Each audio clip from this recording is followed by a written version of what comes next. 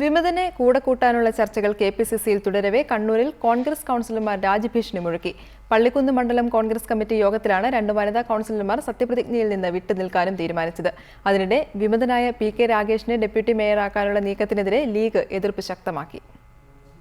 കണ്ണൂർ കോർപ്പറേഷനിൽ ഇന്ന് നടക്കുന്ന സത്യപ്രതിജ്ഞയിൽ ആദ്യം സത്യവാചകം ചൊല്ലേണ്ട പള്ളിക്കുന്ന് ഡിവിഷനിലെ PK വസന്തയാണ് ചടങ്ങിൽ നിന്ന് പിന്മാറാൻ തീരുമാനിച്ചത്.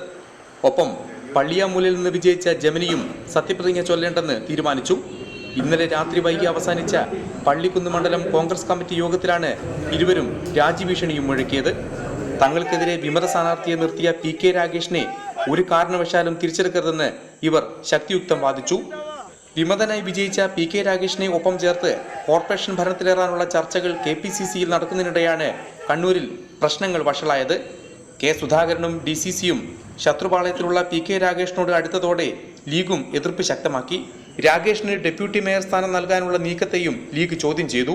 ഡെപ്യൂട്ടി മേയർ സ്ഥാനം മാത്രമല്ല, മേയർ സ്ഥാനം കൂടി ലീഗിന് കിട്ടണം എന്നുള്ള അടുത്ത ലീഗ് ഉള്ളത്. പിന്നെ ഡെപ്യൂട്ടി മേയർ എന്ന് പറയുന്നത് 55 ഡിവിഷനുള്ള കണ്ണൂരിൽ ഇരു മുന്നണികൾക്കും 27 വീതം സീറ്റുകളാണ് ലഭിച്ചത്. ഇതോടെ വിമതനെ തിരിച്ചെടുത്ത് ഭരണത്തിലേറാമെന്ന കോൺഗ്രസ് നീക്കത്തിനാണ് പാർട്ടിയിൽ നിന്നും മുന്നണിയിൽ നിന്നും വിലങ്ങുതടി വീണത്. കണ്ണൂരിൽ നിന്നും K ശശീന്ദ്രൻ, റിപ്പോർട്ടർ.